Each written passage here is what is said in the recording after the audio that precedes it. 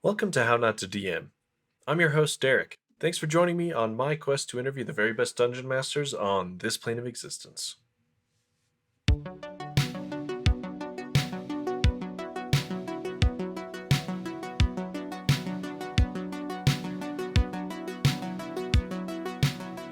Before we get started, I need to thank my patrons Robert, Matthew, Brenda, Garrett, Jeff, Paul, Tavernaut, Carol, Fernando, Justin, Matt, and Robert.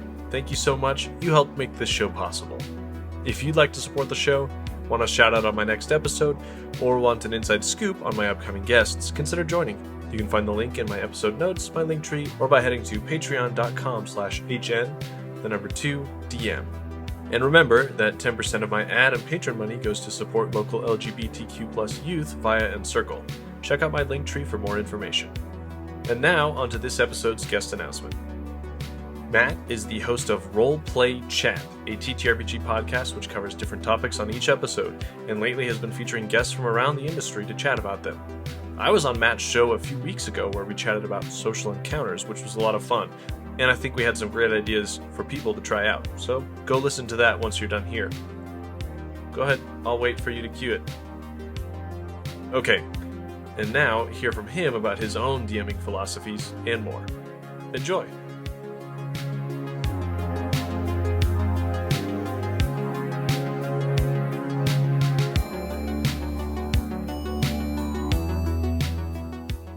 Perfect. Well, I'm Matt. I've been playing Dungeons and Dragons and Fate Core. Those are my two bread and butter role-playing games. Been playing them for about 12 years now. So I got introduced to the hobby in university. I studied math and stats. We had a undergrad game lounge, or it was a lounge, but it was really a game lounge. Like that's where we played, Friday nights, Thursday nights after a late lecture. We would just gather in the math undergrad study room and, play board games. And one day, a close friend of mine pulled out a 4.5 player's handbook. And we just swarmed to that thing like flies. We were like, what's that? Let's try that. Let's play. And, the next day we went and all had our own copies of the book, sat down, played, and we were all terrible at it. We didn't know what we were doing. We didn't understand what role playing was. We had like pennies for our minis, and we used the chalkboard in the student lounge as like to draw maps and stuff. It was fun. It was a simpler time, if you will. But yeah, and then the rest has been history. I was a player for about 2 years before I started game mastering, and I just found it to be unlike any other hobby I've ever done. This Yeah. ability to create something and create it collectively with your friends around a table, just riff off ideas and like share your creativity in such a constructive and honest and open way. There's nothing like it. Like I've never experienced anything similar to that. And it's just so much fun. Like, genuinely so much fun. So I game mastered, cut my teeth on 4.5, and since then I've game mastered 5th edition, a little bit of Pathfinder, a little bit of Warhammer Fantasy Roleplay, a little bit of Blades in the Dark, which is a lot of fun. It's powered by the Apocalypse game. But I always kind of circle back to D&D. It's the one that everybody knows. It's the one that's the simplest to run, and it's the one that seems to get new players interested as well. And yeah, that's kind of my hobby nerd story, if you will. Yeah. Yeah, I love the way you described how D&D really hooked you in, because that experience is very similar to mine, like realizing the potential of this thing that we were doing and realizing how much fun you could have with letting your imagination go wild. Yeah, I related a lot to that. Also loved the chalkboard and penny story. We were playing at lunch at my company as kind of like my first introduction to the game, and we had a whiteboard you know, Nice. and Yeah. we had like little pieces on the whiteboard, and that was our map. So it's same kind of thing. Yeah.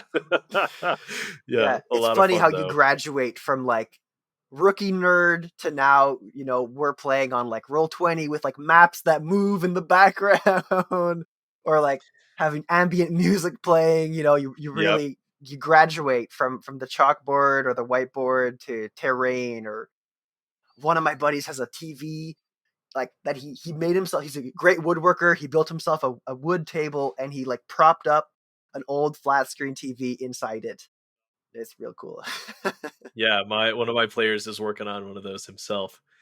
He DMs from time to time too, so one of these days he'll get it done and we'll play on that thing. That'll be fun. Cool, cool. So you mentioned you've run a lot of different kinds of games. Do you remember your first experience running a game? Do you remember what the game was, who was there, or not necessarily who was there, but what the game was, kind of the story you were trying to run, and how it went for you?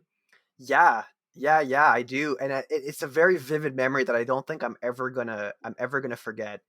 The first You time know, I tried. I don't mean to cut you off, but it's funny you say that. But like a lot of people I've talked to don't remember. So Really? hopefully, yeah. Like, well, I feel like the people who don't remember their first time they played was like the 70s or 80s. I see. So I Okay. suppose we can give them a pass for 35 or 40 years ago. But anyway, pretty I mean, funny. maybe their first time game mastering was a lot better than mine because the reason I remember it was because it was a dumpster fire. Like Oh yeah. it was so bad. And I was running for my girlfriend, her Oh yeah. sister, and a buddy of mine. Uh huh. And I mean, she's now married to me, so it couldn't have been that bad of a game. It's True. it worked out. But all I remember was it was some prefab adventure that I found for D&D 4.5. Yeah. And it started off with this encounter. It was supposed to be this quick and easy encounter where the party's walking towards the town gate and they get ambushed by a pack of wolves. That was like it's supposed to be super straightforward, but it just didn't work out. Like it was supposed to be rainy. There was like the terrain was difficult terrain, and 4.5 is no sorry not 4.5. Fourth edition is notorious for being just like a slog fest. Like combat takes too long. It was a relatively complicated system for new Uh people. huh. We were all Lots of new. abilities. Yeah, lots Yeah. of abilities, stuff like that. So anyway, so the combat just went forever. I think what was supposed to be a 20-minute fight lasted 3 hours.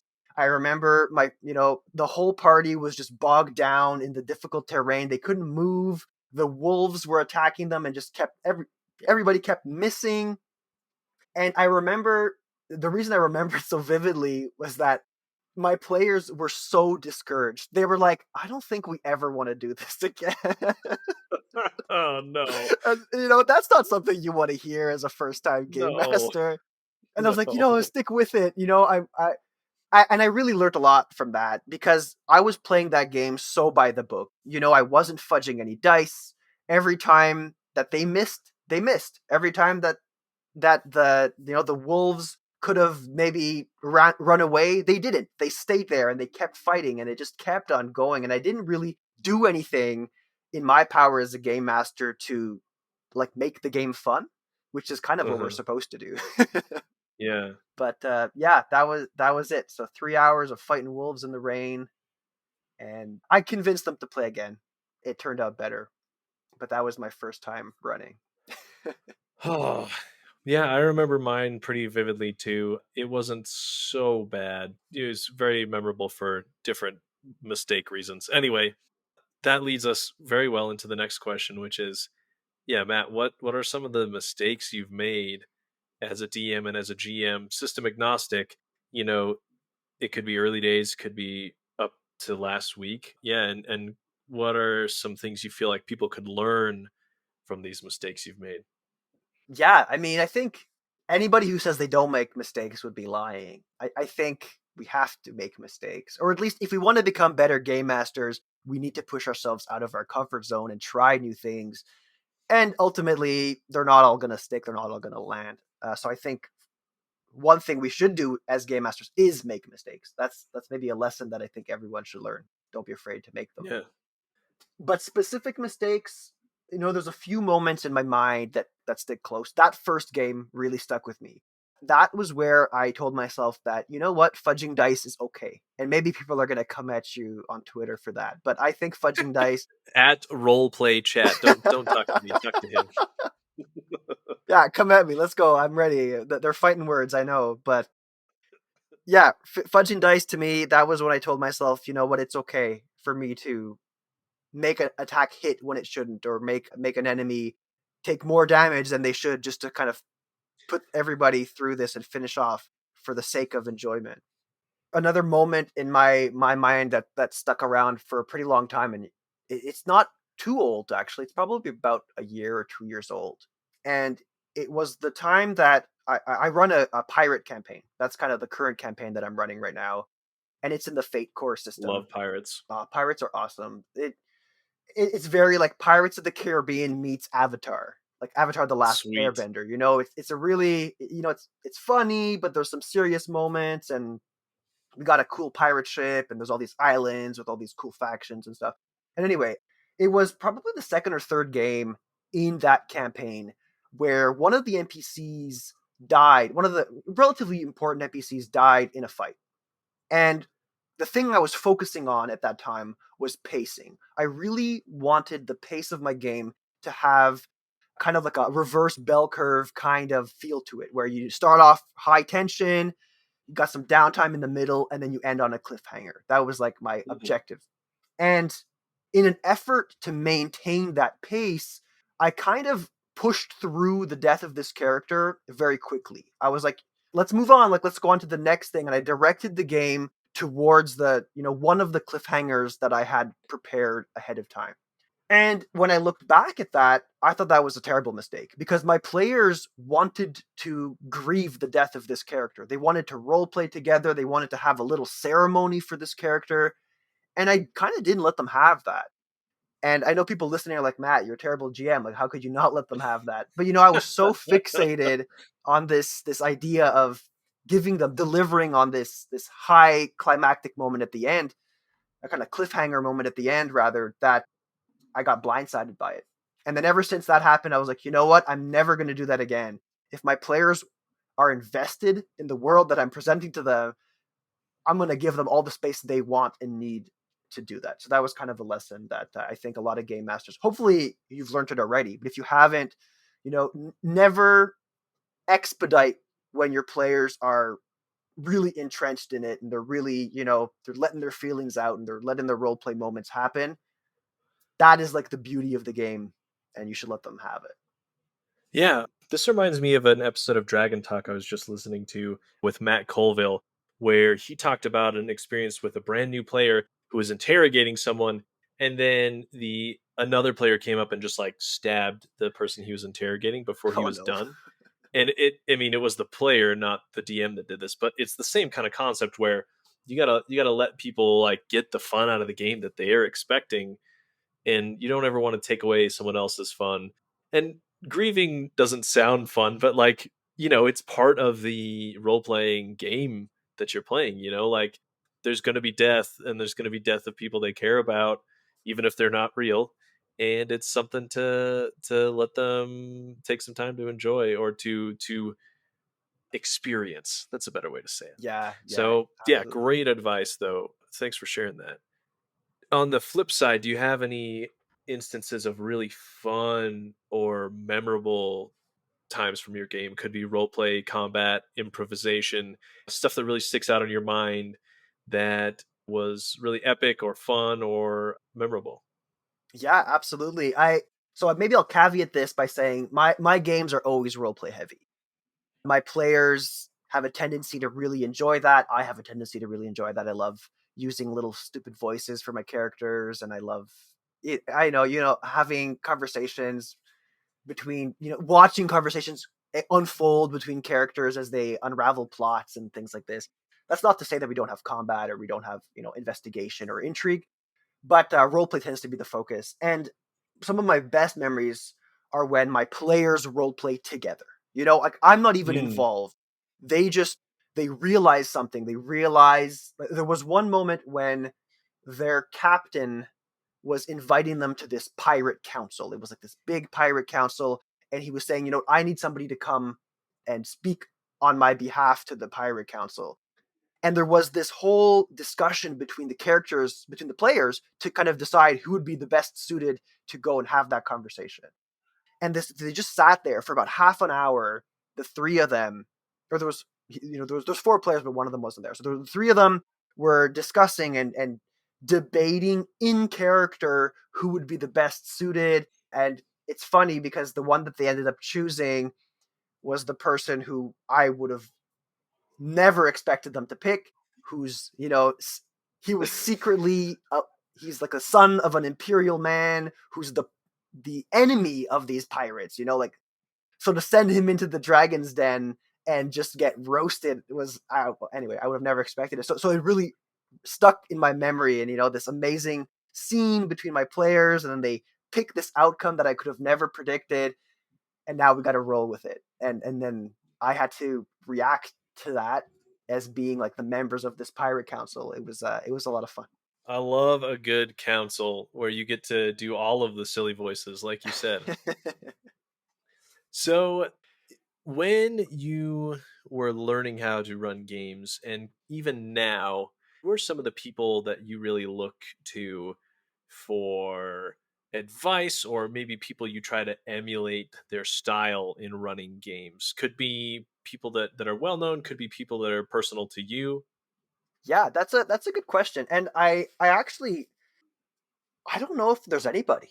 Yeah. That's gonna sound like a cop out answer, but a lot of my games, as far as inspiration go, I tend to seek inspiration from a lot of media. I like a lot of media that is very soft in its world building, especially when I'm looking for inspiration for my games. And when I talk about soft world building, I mean not the Lord of the Rings.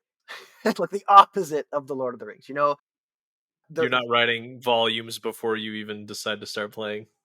exactly. So I'm if I want a spark of inspiration, maybe I'll watch like a Studio Ghibli movie, or Hmm. I find the Avatar, the Last Airbender. That was something that was very, for me, very inspirational as like this world with these different factions, but it's not super well understood how they use their quote unquote bending or magic.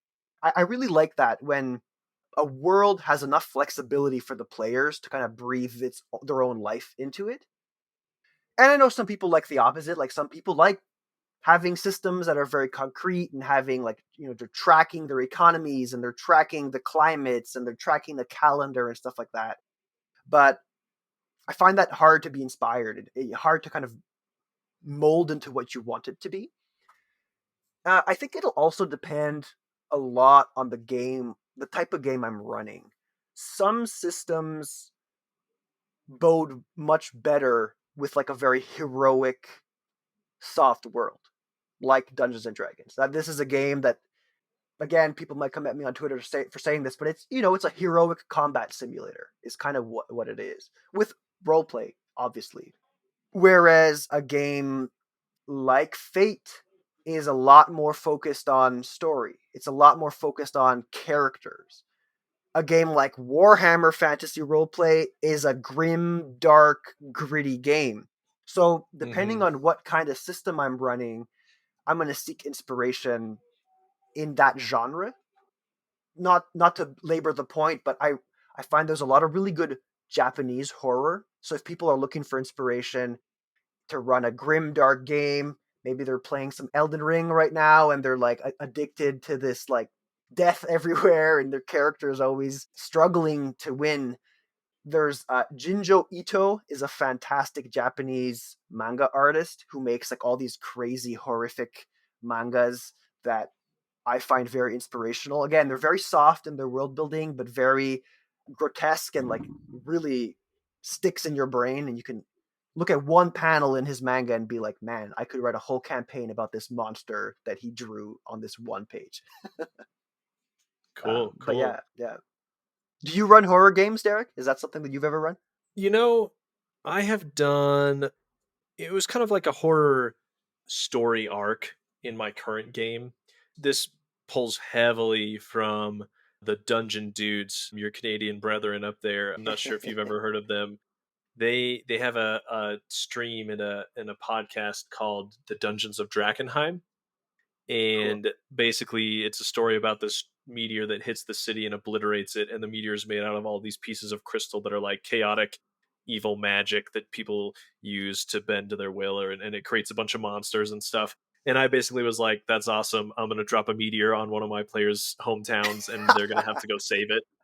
But yeah, a lot of like weird, grotesque monsters. And the closer you got to the meteor, the harder it was to see. There was this haze. And so it was like really spooky. And the closer you got, the more reality was kind of shifting around you. Cool. So I don't know if I'd call it straight horror, though. I'd probably call it more like suspense or thriller, with some minor horror elements. But yeah, it was interesting. And I think everyone got a kick out of it. And it was really fun when they got to cleanse the meteor with the power of their deities and send Awesome. it back up into space and save the city. So yeah, it was pretty fun.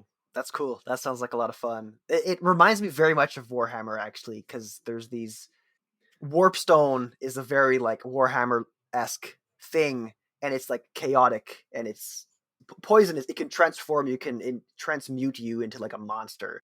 So it reminds me a Uh-huh. lot of that. I wonder if maybe they got inspiration from there. Oh yeah.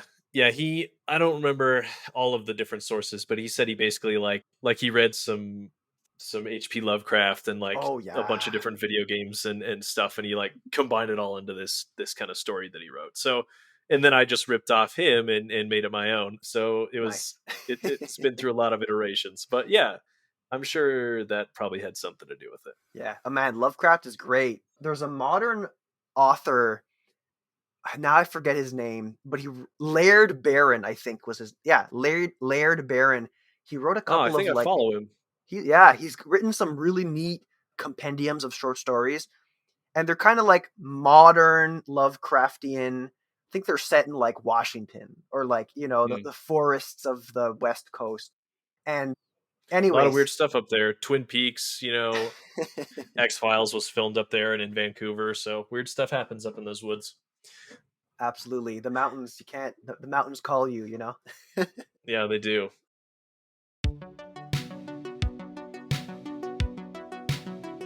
This episode of How Not to DM is brought to you by Gemmed Firefly. Need a fresh new look for the new year? Head on over to gemmedfirefly.com for the newest tees, mugs, and home goods styled with D&D gamer humor and aesthetics. As always, Gemmed Firefly makes every shirt to order, bringing you all of the softest and most comfortable shirts that thousands have come to love. And now, listeners of the show get a discount when you use the code DRAGON at checkout. Find your new favorite shirt at gemmedfirefly.com. And now, let's return to the show, starting up with a brand new minigame for Season 2.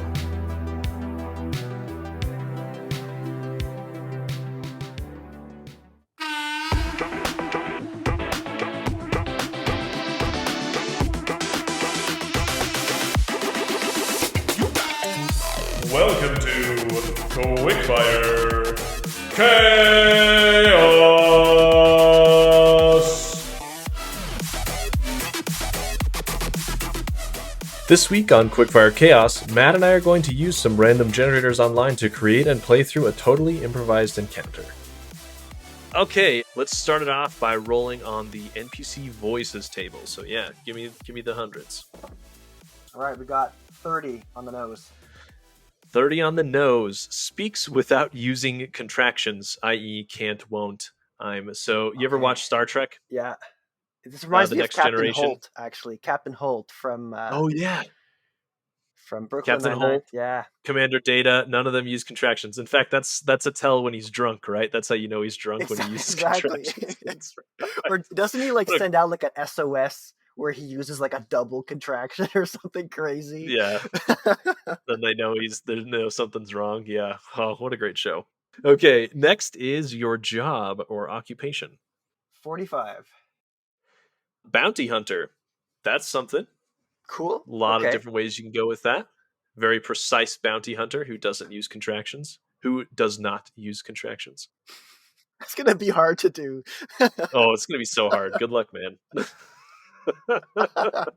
The last thing is the quest you're sending us on. 87. Okay.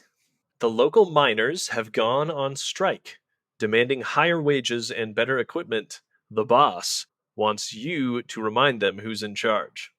So you need us to go rough up some miners. Okay. So no contraction. Okay. Yeah, write some notes, do whatever you got to do to prep, and then we'll just jump into it. I'm gonna play a gnome wizard. So I'll be really small, and I'll have a squeaky voice, and you can do whatever you want. Cool. All right. So let's say you approach. There's a log, like a rotting log, on the side of the road as you are wandering about, heading towards the village, and the log is like shaking. It's just shaking a little bit. There's like maybe some mushrooms falling off of it, and you're like, yeah, dust. Yeah.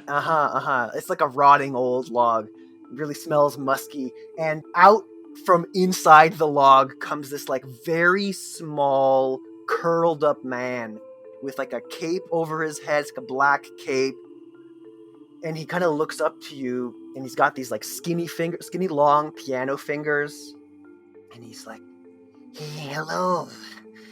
Hello. Will you help me? Oh my. Well, what do you need help with?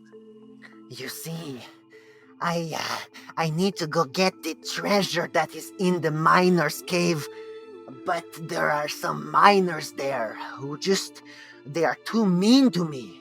I need help to really get them out of the way. Oh, you need my help to go. Are they big? Are they strong? Are they scary? I have some spells, but I'm not sure I'm the one for the job. and he kind of looks you up and down. Perhaps you should get some brawn with you. Do you have any stronger friends? Oh, well, now that you mention it, I am headed into town to meet with some bigger friends of mine. Perhaps we could all, in concert, help you, but this treasure, what is it, if you don't mind my asking? It is my ring. And he like, on his scrawny hands, you see he's got all these different rings of different colors. One's maybe got like a bluish sapphire tint to it, and they're all intricate and very different. One looks elven made, one looks dwarven made, and you can tell that on his ring finger, like the left hand, he's missing his ring. That's there. He says, My wife will be very upset if I don't get it back. I see. That's quite the collection you've assembled there. I hope you don't intend to do anything nefarious with them, but, yes, I think we could help out. I shall head into town and find my friends, and we can meet you at the mouth of the cave at, a sundown, suppose? Yes, look for another log. That is my favorite place to stay. Okay, one more thing, if I may. Would we be able to split this treasure, or is it just the ring that we are going after? Oh, well, you see, the ring must return to me. But everything else you find in the cave, that can be your treasure. I'm sure that there are many things. It is a cave for mithril, I hear. Oh, the magical metal, yes. Well, that does sound quite lucrative, my friend. I think we have an accord. He sticks out his hand. Shakes your hand, and it's like this scrawny little hand. It feels like he'll like just fall apart like the log he was hiding in. Okay, I kind of wipe it off on my robes and give him a little like tip of my wizard's cap and start scurrying on into town. I shall see you soon, my friend. What may I call you? My name is Scrub. What about yourself? I am Lefan the Great, at your service. Good to meet you. And then he like scurries back into the log. I love it. That's the best part of the little thing, is just seeing what everybody comes up with. I love the creativity, and it shows the dungeon master at work. Oh yeah, I like your little elf gnome wizard too. He was pretty cool. He's based off an NPC. That's the good news. I can just make it up. All right. So, Matt, you are the host of a show called Role Play Chat. 3 different words, one show. Tell us, what is Role Play Chat? Where did you get the idea? How did it start? And how's it going? Yeah, I mean, so Roleplay Chat is a bi-weekly podcast where me and a guest are joined. I am joined by a guest every 2 weeks, a different guest every time, including yourself, Derek. There's going to be an episode coming out. I'm sure we can time it, where me and the Yeah. guest talk about D&D topics. We pick a specific theme that usually is the strength of the person who's joining me, something that they're known for, that they like doing in their games. And we just go at it. We talk about it. We dive as deep as we can. We leave no stone unturned. And we try to, impart a little bit of wisdom to the people listening. Yeah. And Roleplay Chat has gone through a lot of changes, actually. It started off, I want to say 3.5 years ago. And it was birthed from me and my friend Chris. Whenever we'd finish playing a game, we'd spend like 3 hours after the game just talking about the things that worked, talking about the things that didn't work, and how perhaps we could improve them. Then we told ourselves, maybe there's other people out there who do the same thing, or who might want to be, who might want to listen to that. So we started a YouTube channel first. Actually, it was a YouTube channel Ambitious. first. Yeah, that was hard. Yeah. There's a reason I haven't gone video yet. Oh yeah, it was tough, and dissecting it down into very crunchy, very like short and sweet and to the point. That's not my strength. I'm Right. Yeah. So we did that for a bit. It's Sorry, very go ahead. scripted, right? It's very like intentional bits, and you've got to redo them over and over again until it's right, and then you got to edit it all. And bleh. Yeah, it was hard. And anybody out there listening, learn from my mistake and just don't do it unless that's what you want. But yeah, like Derek said, there's a lot of editing. It's extremely intentional. No matter how natural the videos you see on YouTube appear to be, that's not how they do it. They spend probably hours and hours and hours coming up with the perfect script, and they go at it. So that wasn't as much fun, and it didn't really replicate those conversations that we had at the end of our game. Mm-hmm. So then, then we kind of turned to the audio format and podcast format, and that really worked. That really stuck around. That felt true to our mission of kind of what we were trying to do. And then about a year ago, maybe a little less than a year ago, Chris had his first kid, and it was maybe a little bit too much work for him. He was like, balancing the family life, running games, work, and a podcast is too much for him. So he stepped back. He might come back one day, I don't know. But now it's just me and a different guest every week, and I've found that enables me to talk about more interesting things. Not that me and Chris didn't have interesting things to say, but we're just two people with two opinions or two perspectives. Now I get the opportunity to talk to great folks like yourself, different people from different walks of life who have different experiences in this hobby, and we get to share those opinions and experiences with people who listen. Yeah. Yeah. So you'd settled on YouTube first, and then you moved to podcasting. What do you feel like about your past experiences or your personality? Do you think has led to you being good at podcasting or enjoying it? Yeah, I don't know if I'm good at it. I'm not. Maybe I'm too modest, but but I think it's a really enjoyable hobby, like you said, Derek, because we get to meet so many people, and I really thrive on kind of social environments. Despite it takes a lot out of me. I'm a very social introvert, and I'm sure a lot of people that are in this hobby can resonate with that.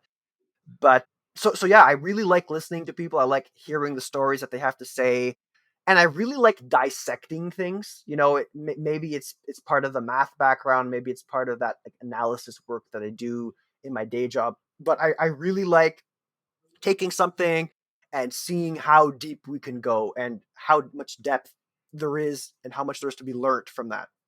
So I feel like that kind of perspective makes me good at what I do. And then I like to think that the guests who join me kind of round me out and present their perspectives and their opinions, and having kind of this back and forth can be interesting. I can almost always find something to say after someone has said something where I'm like, "Oh, that's really cool. Let's keep going. Let's push this as far as we can." And I'm sure you can resonate with a little bit of that as an interviewer. Definitely. Yeah. If anything, I have too much to say, so you gotta make sure I don't take over. It's been good practice for me as an oldest child to sit and listen to other people instead of be the one who's telling everybody what to do all the time. I'm just kidding. I wasn't that bossy, but still, I did as a child. I was kind of a know-it-all and kind of a conversation dominator. So Okay. it's been good to flex the listen muscles. What do you think makes for an interesting or engaging interview? That's a really good question too. And I think, for one, the beauty of this hobby is that everybody is so passionate about it. And Mm, because there's that passion, it makes it so easy to talk to people about it, And maybe correct me if I'm wrong, Derek, but I feel like, despite the stigma around role playing games disappearing slowly but surely, I feel like it's still not one of those hobbies that you could like walk into the lunchroom and talk about with your coworker. You can't start off a conversation like, "Oh, did you watch the game last night?" Because you could say that about right. football, you can say that about hockey, you can say that about soccer, you can talk about, like, I don't know, the Oscars, or you can talk about the movie you saw. The TV show everybody's watching. Yeah. Mhm. The book everybody's reading. Yeah, I get what you're saying. Yeah. But with a role playing game or role playing games, I feel like, at least I keep it in a little bit. So the Uh, podcast and the community on Twitter and all of these folks that I'm meeting, it's kind of this outlet for me to just like, this is where I get all my geek on. I get it all out. We share this together, and I kind of get the impression that some of the people that I talk to, it's the same thing. They're looking forward to having an opportunity to talk about this hobby of theirs. And I want to listen. I want to sit back and I want to hear what they have to say. So I feel like that is a beauty of a privilege that I get to take advantage of in this hobby. Now, obviously, mm, there's other things I could say about an engaging interview. Is one where, you ask open-ended questions, you focus on the strengths of the person that you're talking to, you try to find a common ground where you have just enough to say, but they're going to have more to say, and you kind of give them the opportunity to have the spotlight. And it's funny because it's very much like a role playing game. As a game master, you want to shine the spotlight on your players and give them opportunities to shine. I feel like that's what hosting an interview podcast is too. it is. It kind of is. Didn't think about it like that, but I like that. It's true. Like when I get a new job, it's not the first thing I go tell everybody. Hey, I play D&D. I have a D&D podcast. It just kind of comes up eventually, and some people are like, "Oh, cool," and some people are like, "Whatever," And Exactly. it's not the zeitgeist just yet. It's not in the zeitgeist just yet. Hmm. It's making its way there still. So Yeah, for sure. That's one of the benefits of D&D. As much as people kind of hate on it, or not hate on it, people like to preach that you should try as many RPGs as you can, and there's a benefit to that, sure, but we can't deny the cultural impact that D&D has. It's creating so many new players. It's bringing in so many new folks. It's growing the hobby in such a fantastic way. But Matt, it's not a good game. But Matt, there's so many games that do it better. But Right? Matt, Oh, blah it's so blah blah broken. You blah. always have to homebrew Yeah. everything. Come on. Jeez. I've heard it all before. Thank Uh, you for your original opinion, talking head. Okay. You mentioned you try to pinpoint a specific topic per guest that you feel like are their strengths. What are some of the most interesting topics you've covered, and who are some of the most interesting people you have covered them with thus far? yeah, I mean, there's a moment that is in the history of this show that I almost don't know if it actually happened. I mean, obviously happened, but like it's like a dream to me. As I got to talk to Brennan Lee Mulligan, and he is, I said I don't have any inspirations or I don't aspire to be like any other game Yeah. master, maybe except for him. He is just Yeah. he is such an insightful person that I didn't even know what to say to him because I'm like, you know what? Anything he says is going to be better than what I can say. he's just so Yeah. he's just so insightful. But yeah, that was a fantastic episode.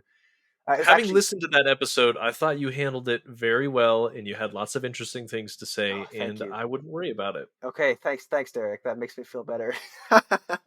But I yeah, think it's really funny how unhinged he is as a DM, and like you said, and yet how like thoughtful and introspective and well spoken he is on all of the stuff I've watched him on or Mhm. listened to him talk on. Like it's just so funny that he's so put together and then just so nuts when he's running games. And I guess nuts isn't the right word. Maybe it's because he is so focused and put together that he's able to pull all of the stuff out of nowhere that he does for his games, you know? But yeah, what a guy. a lot of thought behind everything he does, Yeah. for sure. But so yeah, he gave out some pretty good nuggets. Like he talked about it's split into 2 episodes because we just talked. We just kept on talking, and it was great. Like he just kept on going. Yeah, And, if he's gonna and keep talking, you're not gonna turn I off the wasn't recording, right? exactly. I Keep wasn't gonna going. stop.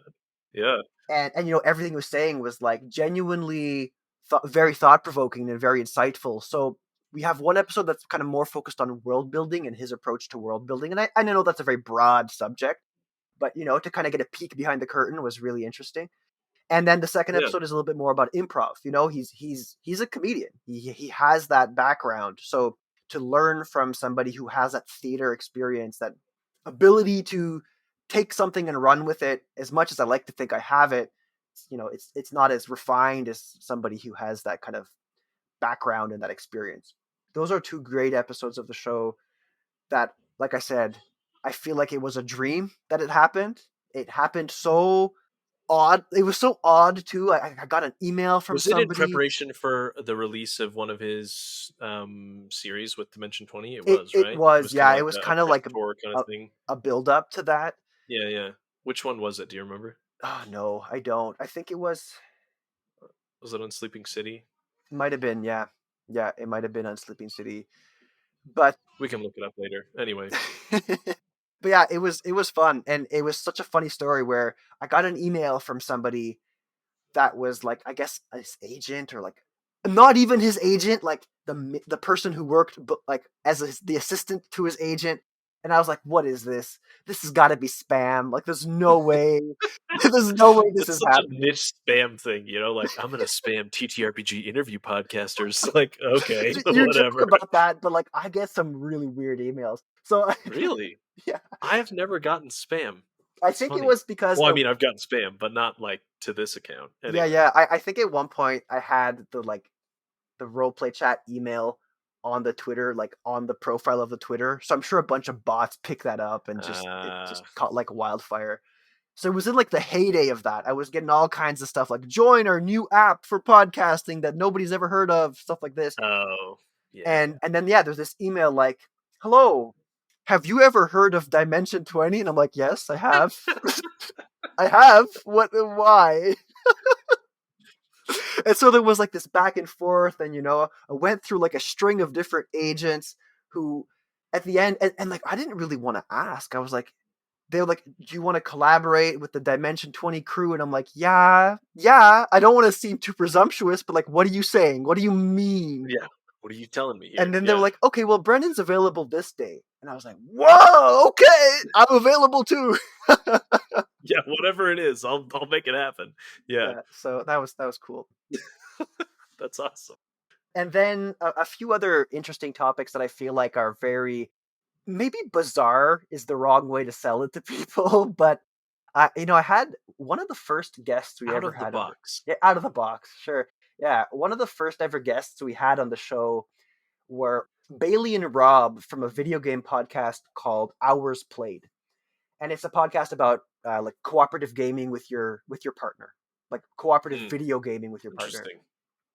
And when when we connected, I was like, let's talk about role playing with your partner, and not like in the way that sounded like, but in the like tabletop role playing game way. Oh no. They're like, what podcast did we just come on? You make that joke, but man, I've gotten some weird people send me messages about that too. But anyway, so like, yeah, let's talk about playing role-playing games with your partner. Rolling dice, playing Dungeons and Dragons with your partner, and how different that is. Because anybody who's done it will tell you it's not the same as like just chilling with your buddies, and not in a bad way, but it's just different. So that was an Yeah, interesting. my wife plays in my game, and it's a lot of fun actually. But yeah, it is different. Yeah, you're right. Like, and I'm almost too hard on my wife when she plays because I don't want it to appear like I'm being like giving her preferential treatment. Uh, But I'm blatant. I'm blatant with it. Yeah. Anyway. yeah, that was a fun one. And not to ramble on too much, but one last one. The most recent episode, I got to talk to Hmm. Jeremy Cobb from Three Black Halflings, which is another Oh really cool yeah. podcast folks should check Hmm. out. And we talked about making like having the game be consequential. So like not necessarily There's stakes. presenting Yeah. having stakes, and when a player makes a decision, sometimes there's pros and cons to that decision, and kind of bringing that back, and constantly recycling, and pushing the story forward and opening opportunities in that way. And Jeremy had a lot of really really fun stories. I'm not the best storyteller, but Uh-huh. Jeremy had a lot of really good stories to say. So I thought that was a good one too. Yeah, that does sound fun. I'm excited for that one to come out. So, having a podcast, what are some of the most rewarding parts about it, other than talking to your heroes? And then, what do you feel like are some of the most difficult parts that people may not see behind the scenes? I'll start with the good thing, and then maybe I'll rant a little bit after. But yeah, I think that the best part is realizing that you can actually make friends on the internet. I don't know if that sounds like a silly thing, but for the longest time, I didn't really understand how these communities were formed and how you could connect with people that you might not meet more than once every 3 years at a con, stuff like this. And it's so true. It's so amazing, this ability that this hobby and can connect people from across the world to get the opportunity to talk. It's so rewarding. It's so fantastic, getting to talk to you, Derek, and realizing that there's people out there who got the chance to interview, you know, all kinds of cool people on their show. The how not to GM, the how to GM guy, how to be a great GM, like the how to be a Oh, great GM guy. Guy Sklanders, yeah, Yeah, from How to Be guy, a Great like GM. you're talking about like hero level people in the hobby. To me, he's one of them. This is one of Yeah, those me people that too. were so foundational to me as a young game master, learning like, oh, what a trap is and stuff like that. So absolutely, like, getting these opportunities to meet these people, but then also getting to the opportunities to meet other podcasters like you, or the double DM guys are, oh, they're so fun. I had some really cool conversations with them, and just, Emil and Nils, yeah. Yeah. yeah, it's just great. It's just this great community of people and making friends on the internet. Didn't think it'd be possible, but here I am, and it totally is. So anybody listening who's not on Twitter or not on Instagram and who's not out there with the tabletop RPG account, let this be, let this be the signal to go do it, because you'll meet a lot of great folks on there. Even if you're not a content creator, just get on there and hang out and chat with folks and share opinions. Yeah. A lot of fun stuff happening all the time. Difficult parts. Difficult parts. Okay. There's a lot of learning curves here that I didn't expect. So I don't want this to get too ranty. So Derek, stop me if it gets too ranty. Okay, when you start foaming at the mouth, I'll Yeah, mute you. yeah, Yeah. yeah. But I think one of the hardest things for me was this realization that there is so much more to being a podcaster than just podcasting.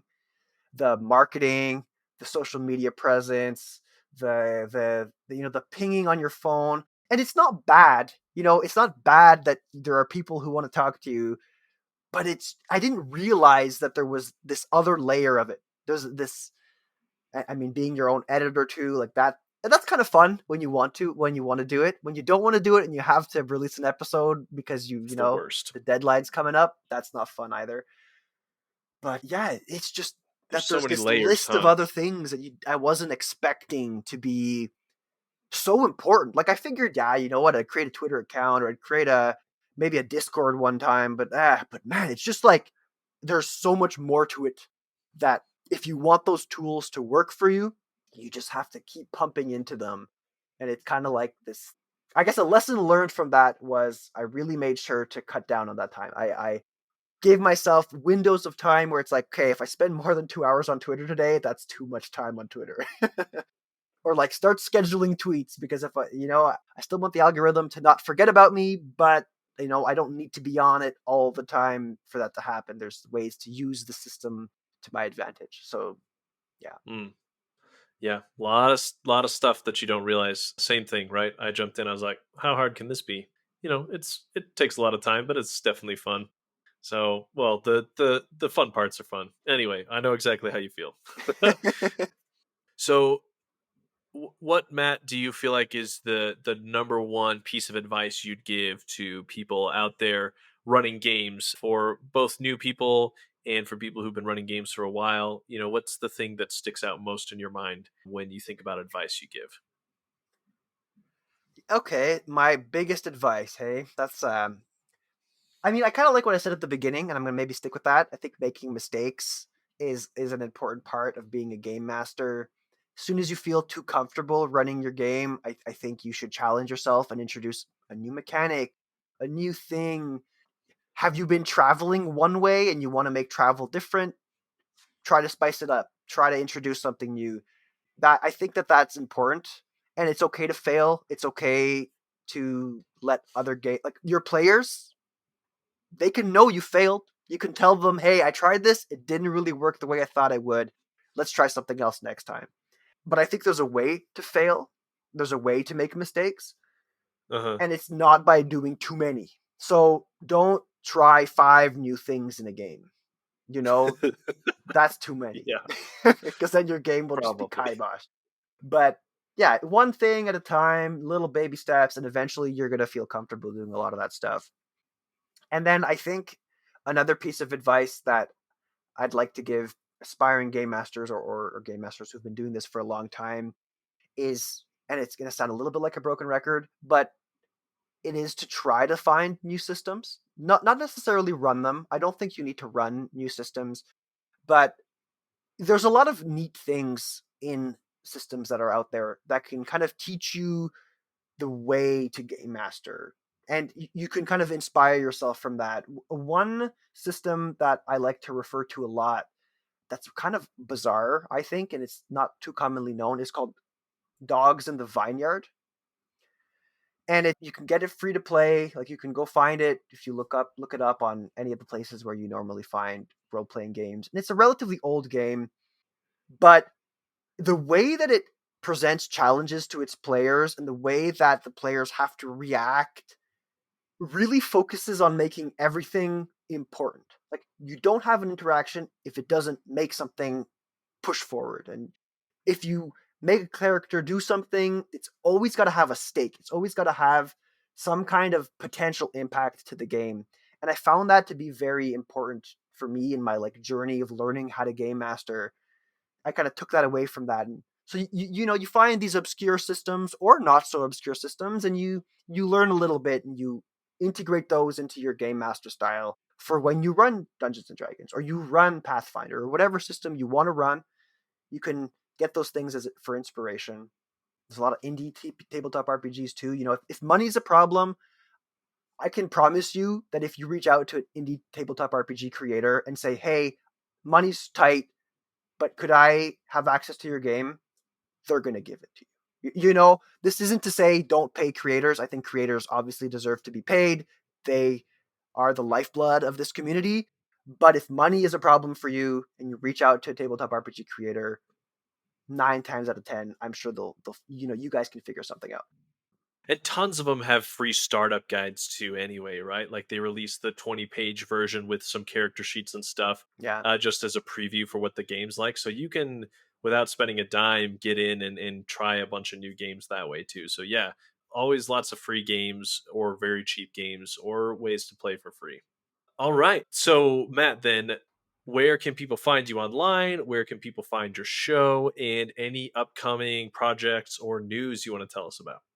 Yeah, for sure. So, I mean, before I get to that, thank you, Derek, for letting me Yeah. come on your show. It's been an absolute pleasure. It's fun because I've listened to some episodes and now I get to potentially hear myself, on your show too. So it's cool. I like that. I like the idea of thinking that I'm a guest on a show that has also had all of these prolific other folks on it. But so roleplay chat, you can find me on Twitter. Like I said, 2 hours a day, you can find me on Twitter. roll_play_chat, and roll is ROLE, like for role playing games. I also have an email address, so if you want to send me something that's more than 120 characters, you can write to me at contactroleplaychat@gmail.com. Don't send him spam, though. Yeah, don't pretend you're from Dimension 20, because I'm not going to fall for it now, But yeah, so those are kind of the two main places you can find me. And then the podcast, like I said, is released every other week on Wednesdays. But you don't even have to go look at the newest stuff. The each episode, just like your show, Derek, is individual. It's on its own and it's self-contained. Obviously, the newer content, I consider the newer content to be better, especially once we really were done with YouTube, because for a while we were like taking YouTube content and then like tacking on other stuff, and those were like kind of our episodes, and it was kind of weird. So I would start maybe season 2, or if you prefer this idea of having a lot of guests on the show, even season 3, which started only about a month ago, feel free to start there. We've got some really cool guests and some really cool topics there. And as far as projects go, this is really far away, so I don't want to overpromise, but I'm hoping to run a panel for a charity panel, and I'm working with Nick from Scry Society. Mm-hmm. So Nick does these charity one-shots, and I'm working with him to try and do a charity panel where we're going to have a number of folks on the panel and just to talk about role-playing games and talk about very specifically role-playing. So I'm trying to get some folks who are, on actual plays and things like this, and to kind of give people advice on putting on the skin of a character, putting on a voice, having mannerisms, stuff like this, like the very like minutia of putting on a character, and that's kind of my hope. So that's going to probably happen. What's the charity for? We haven't decided yet. It's not going to be until this summer, so it's still quite a ways away. But I'm hoping to pick something topical then. And Nick has a lot of experience doing these things too. So, I'm sure we'll find something. If people listening have an idea, let me know. I'm happy to hear what folks have to say. But yeah, so look for the What is Roleplay Anyway panel coming up eventually. All right. Whatever it happens, I'll be sure to be tweeting it out too, so everyone can see it from my feed as well. Excellent. Well, thanks, Matt. A pleasure, as always. Like you said, we'll have to coordinate when these come out, so they're coming out at a similar time. But yeah, great fun chatting with you, and it was fun being on your show too, and excited to see what you've got next for us on Roleplay Chat. Awesome. Well, thank you, Derek, for having me with you on How Not to DM, and stay in touch. Love to have you back on Roleplay Chat, and also looking forward to your future projects. Thank you for listening to How Not to DM. Now it's time for a sneak peek into next week's guest, Logan Rowe of The Mindful Gamer. I don't think she had any idea of how big a nerd I was when she married me. And like layer by layer, I'm revealing these things about me. And she's like, holy cow, man. Like, you are a super uber nerd. And I'm like, yeah. So you kind of want to like play a game? And she was like, let's do it. Logan and I had a great time talking about playing games with family and friends, and we had even more fun with a delicious version of Quickfire Chaos. But I'm going to make you wait to see what that's all about. Remember to check out my Patreon if you haven't already for even more sneak peeks. Next time you get the chance, share this episode with your friends and family around your game table. Another great way to help me boost the show is by leaving a review on Apple Podcasts or by rating the show on Spotify. I appreciate all of you for helping me grow. Thanks to the team at T4C Studios for helping edit and produce this episode. My new intro and outro music is by Danijel Zambo. The Quickfire Chaos music is by Exacat, and the Quickfire Chaos mood music is by Arcane Anthems. Check out the episode notes for more of their great work. And, as always, until next time, roll some nat 20s for me.